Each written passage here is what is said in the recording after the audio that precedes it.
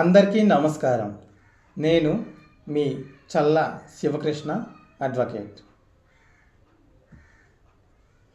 Last వీడియోలో మనం BNS అంటే భారతీయ న్యాయ సంహిత 2023 యాక్ట్లోని సెక్షన్ 72లోని క్లాస్ 1 గురించి తెలుసుకున్నాం. ఈ వీడియోలో మనం సెక్షన్ 72 క్లాస్ 2 గురించి తెలుసుకుందాం. సెక్షన్ 72 క్లాస్ 1 గురించి తెలుసుకోవాలి అంటే ప్రీవియస్ వీడియో లాస్ట్ వీడియోని చూడండి. ఆ తర్వాతే సెక్షన్ 72 క్లాస్ 2 అనే ఈ వీడియో చూస్తేనే మనకి పూర్తిగా అర్థమవుతుంది. ఈ సెక్షన్ 72 క్లాస్ 2లో ఏబిసి అనే సబ్ క్లాజులు కూడా ఉన్నాయి. అవి కూడా వాటి గురించి కూడా మనం ఈ వీడియోలోనే తెలుసుకుందాం. అంతకంటే ముందు ఈ సెక్షన్ 72 క్లాస్ 1లో మనం ఏం తెలుసుకున్నామో ఒకసారి సూపర్ఫిషియల్లీ అంటే పైన బాహ్యంగా ఒకసారి తెలుసుకుందాం. సెక్షన్స్ 64, 65, 66, 67, 68, 69, 70, 71 సెక్షన్స్ కింద నేరాలలోని విక్టిమ్స్ అంటే బాధితులు యొక్క పేర్లు కానీ వారి యొక్క వివరములు కానీ బహిర్గతం చేయరాదు, ప్రింటింగ్ చేయరాదు, పబ్లిషింగ్ చేయరాదు, వారి యొక్క సమాచారాన్ని ఎవరికి తెలియపరచరాదు అని సెక్షన్ 72 క్లాస్ 1లో ఉంది.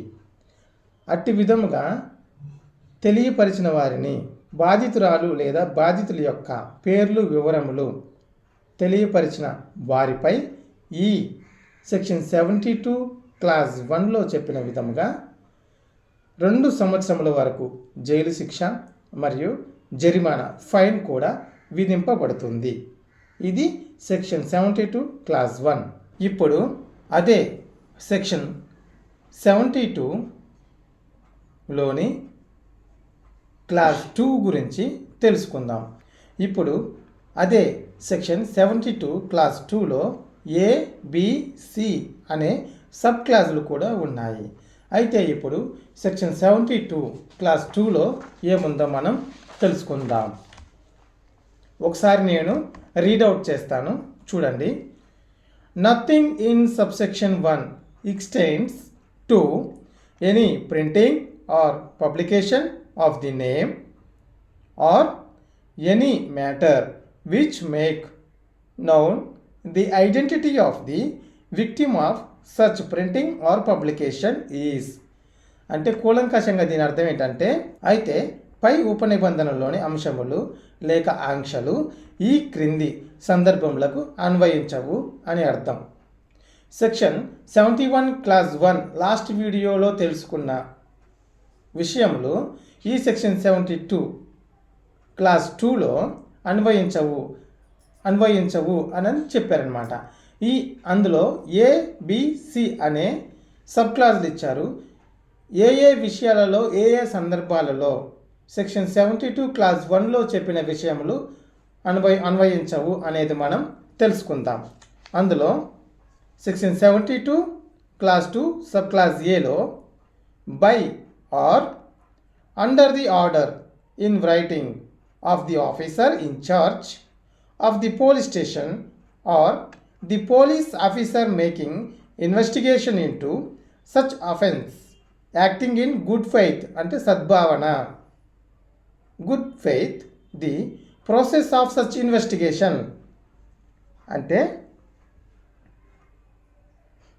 పైన ఉదహరించిన సెక్షన్ల కింద ఒక నేరము జరిగినప్పుడు ఆ నేరమును గురించి పరిశోధించుటకు అవసరమనే సద్భావనతో సంబంధిత పోలీసు అధికారి బాధితురాలి యొక్క పేరు తదితర వివరములను లిఖితపూర్వక ఉత్తర్వు ద్వారా బహిరంగ పరిచయ సందర్భంలో సెక్షన్ 72 క్లాజ్ 1 అన్వయించబడదు అని తెలియపరుస్తున్నారు. ఇందులోనే సెక్షన్ 72 క్లాస్ 2లో సబ్ క్లాస్ బి చూద్దాం.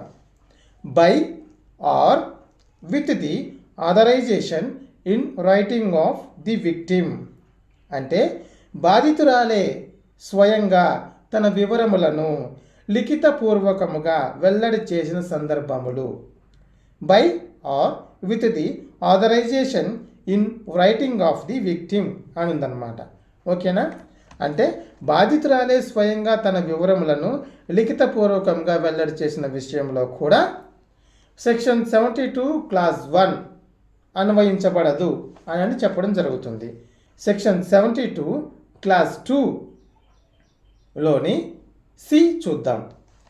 Where the victim is dead or a child or of unsound mind by or with the authorisation in writing of next of kin of the victim అంటే బాధితురాలు చనిపోయిన లేక అంటే unsound mind అంటే పిచ్చి లేదా మానసిక అస్వస్థరాలైనప్పటికీ లేక మైనర్ అయిన సందర్భములలో ఆమె యొక్క అతి దగ్గర బంధువులు నేరమునకు సంబంధించిన వివరములు లిఖితపూర్వకంగా వెల్లడి చేసిన సందర్భంలో కూడా సెక్షన్ 72 క్లాస్ 1 అన్వయించబడదు అని మనం ఇందులో తెలుసుకున్నాం.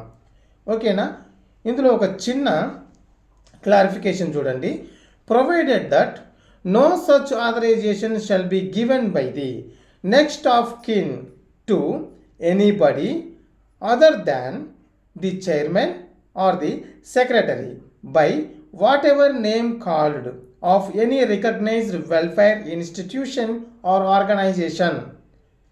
అయితే ఏంటంటే క్లాస్ సికి సంబంధించి బాధితురాలి యొక్క సమీప బంధువులు నేరంకు సంబంధించిన వివరములు ఏదైనా గుర్తింపు పొందిన సంక్షేమ సంస్థ యొక్క అంటే recognised welfare institution or organisation చైర్మన్కి ఏదైనా గుర్తింపు పొందిన సంక్షేమ సంస్థ యొక్క చైర్మన్కి లేక కార్యదర్శికి మాత్రమే తెలియజేయవలను.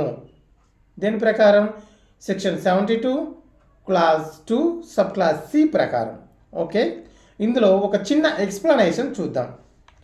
For the purposes of this subsection the recognised welfare institution or organisation means a social welfare institution or organization recognized in this behalf by the central government or the state government.